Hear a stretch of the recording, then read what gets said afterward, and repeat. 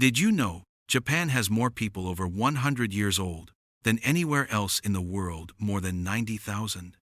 While many in the West spend money on gyms and exercise programs, Japanese elders in their 70s and 80s are quietly living longer, healthier lives. The surprising part is that it's not just their food or their genes. The real secret is 5 simple daily movements. These aren't tough workouts. They're gentle, everyday actions that keep the brain sharp, the body flexible, and the balance strong. One of these movements was even linked to living 7 extra years in a study of 10,000 seniors. Yet almost no one in America has heard of it. And the best part? It takes only 2 minutes and no equipment at all. Before we start, share your age and where you're watching from in the comments. We love hearing from you. Now let's begin with number 5, the movement that Japanese elders use as the foundation for their day. Number 5, the art of slow walking, Sampo. Let's start with something that seems almost too simple to matter. Yet, Japanese elders treat it like sacred medicine. Sampo isn't just walking. It's intentional, mindful movement at about half the speed you'd normally walk. Japanese seniors typically do this for 20 to 30 minutes every morning, often before breakfast. The key difference from Western power walking is the deliberate slowness combined with specific breathing patterns. You take 1 breath in for every 2 steps, hold for 2 steps, then exhale for 4 steps. This creates a rhythm that synchronizes your cardiovascular and nervous systems in ways that faster walking simply cannot achieve. A 2019 study from Kyoto University tracked 3,000 seniors over 60 for 10 years. Those practicing daily Sampo showed 72% less arterial stiffness than the control group. Their blood pressure dropped an average of 12 points systolic and 8 points diastolic. But here's where it gets fascinating. The slow pace allows your foot to make complete contact with the ground, activating all 33 joints in each foot. This sends proprioceptive signals to your brain that improve balance and spatial awareness. Western seniors, who adopted Sampo for just 8 weeks, improved their single-leg standing time by an average of 40 seconds. To practice Sampo properly, you need to focus on rolling through your entire foot with each step. Start with your heel, roll through your arch, and push off with your toes. Keep your eyes focused about 6 feet ahead, not down at your feet. Your arms should swing naturally but minimally, with your hands relaxed and fingers gently curved. The breathing pattern is crucial and takes practice. Count your steps at first to maintain the rhythm. Morning practice works best because cortisol levels are naturally higher, making the calming effects more pronounced. Avoid doing Sampo on treadmills, as the moving belt disrupts the natural foot mechanics. Choose varied terrain when possible, since different surfaces activate different stabilizing muscles. The University of Tokyo found that seniors doing Sampo on natural surfaces like grass or dirt paths had 20% better joint mobility than those walking only on concrete. Start with just 10 minutes if you're new to this, gradually building to 30 minutes over several weeks. Time to explore the movement that protects your brain as much as your body. Before we continue, if you have been enjoying the video so far, hit that like button so more seniors can see it, and subscribe. We've got more powerful senior health tips videos coming every day, and you don't want to miss the next one. Number 4, the deep squat rest, Shinkzuari. Walk through any Japanese park or garden, and you'll see elderly people comfortably resting in a deep squat position, heels flat on the ground, having conversations or tending to plants. They can maintain this position for 10, 20, even 30 minutes without discomfort. Meanwhile, most Westerners over 60 can't hold this position for even 10 seconds. This isn't just about flexibility. The deep squat rest is a fundamental human position that we've lost in chair-sitting cultures. Japanese seniors maintain this ability throughout life because they practice it daily, usually accumulating 20 to 30 minutes in this position spread throughout the day. A groundbreaking study from the Tokyo Metropolitan Institute of Gerontology followed 5,000 seniors for 12 years. Those who could maintain a deep squat for at least 2 minutes had a 70% lower risk of requiring assisted living. Their hip mobility remained sufficient for all daily activities. They maintained independence an average of 9 years longer than those who couldn't squat. The biomechanics explain why this matters so much. The deep squat position opens the hip joint to its full range of motion, preventing the capsular tightening that traps so many seniors in shuffling gaits. It maintains ankle flexibility, which is crucial for balance. It strengthens the pelvic floor muscles that control bladder function.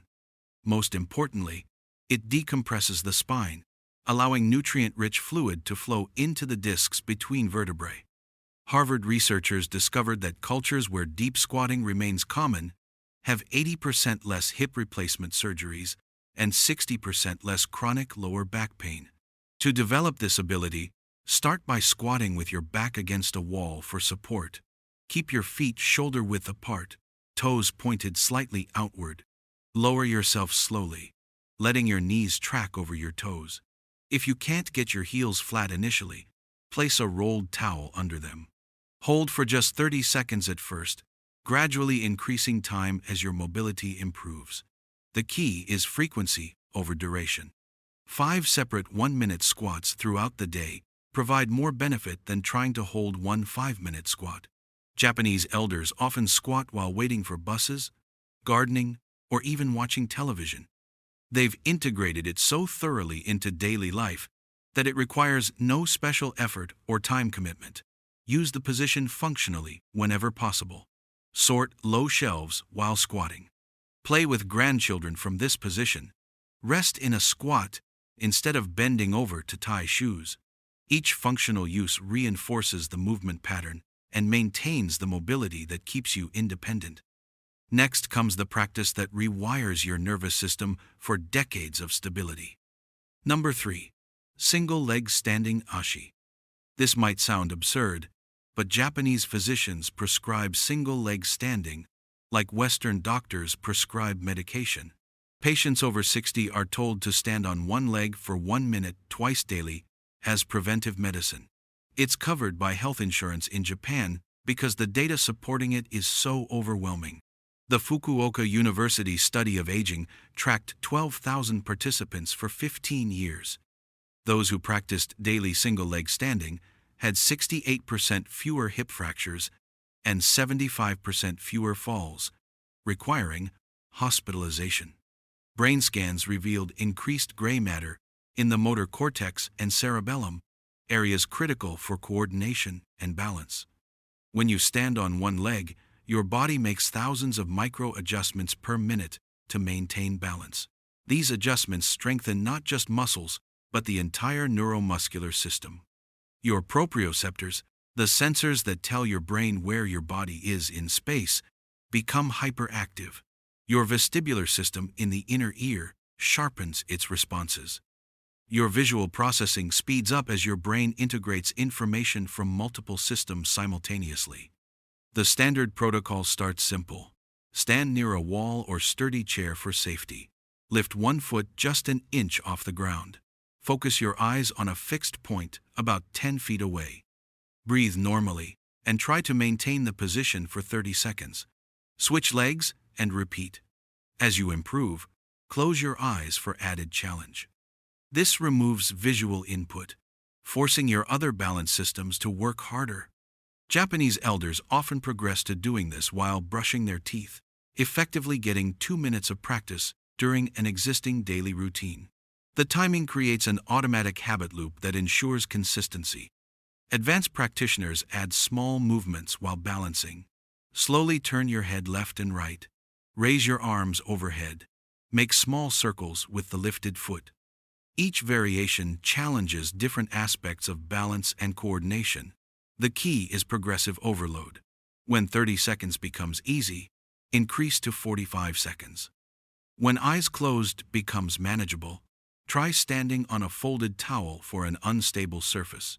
This constant progression prevents plateau and maintains neuroplasticity, the brain's ability to form new connections. Mayo Clinic researchers found that single-leg standing time is actually a better predictor of longevity than blood pressure or cholesterol levels. People over 60 who can stand on one leg for 30 seconds have mortality rates similar to people 10 years younger. Now, prepare yourself for a movement that seems almost magical in its effects. Number 2. Floor sitting transitions. Here's something that will blow your mind about Japanese aging. The average Japanese person over 70 transitions from standing to floor, sitting, and back up again over 20 times per day. They sit on the floor for meals, for tea, for watching television, and for socializing. Each transition is a complex full-body movement that maintains strength, flexibility, and coordination in ways that no gym exercise can replicate. The University of Tsukuba conducted a massive study on 10,000 seniors, comparing those who regularly sat on the floor versus those who used only chairs. The floor sitters had 40% more lower body strength, 50% better hip flexibility, and could rise from the floor unassisted well into their 90s. But here's the shocking part. Their cognitive test scores were consistently 15% higher. The researchers discovered that the complex motor planning required for floor transitions activates the prefrontal cortex, the brain's executive function center. Getting down to the floor and back up safely requires sequential movement planning, balance control, strength modulation, and spatial awareness, all firing simultaneously. It's essentially a full brain workout disguised as a simple daily activity. The traditional method starts from standing with feet together. You lower one knee to the ground, then the other, settling back onto your heels in a kneeling position. From here, you can shift into various floor-sitting positions, like cross-legged or side-sitting. To rise, you reverse the process, bringing one foot forward into a lunge, pushing through that leg to stand, then bringing the other foot to meet it. This sounds simple, but it requires incredible control and strength. To build this ability, start with supported transitions. Use a low stool or ottoman as an intermediate step. Place your hands on the stool as you lower to kneeling. Then remove them once stable. Over weeks, use less hand support until you can do the movement unassisted. Practice on soft carpet or a yoga mat initially to reduce impact on knees. The frequency matters more than perfection. Even 2 or 3 transitions daily provide significant benefits. Japanese elders don't think of this as exercise. It's simply how they live. They've maintained this ability from childhood, never allowing the pattern to deteriorate. For those who are learning it later in life, patience is essential. It might take months to perform smooth transitions, but the payoff is extraordinary. Studies show that the ability to rise from the floor without using hands is one of the strongest predictors of longevity. Brazilian researchers found that people who could do this lived an average of 6 years longer than those who couldn't. And now the moment you've been waiting for. The king of all movements. Number 1. The towel twist, or tainui hibiki. This is it.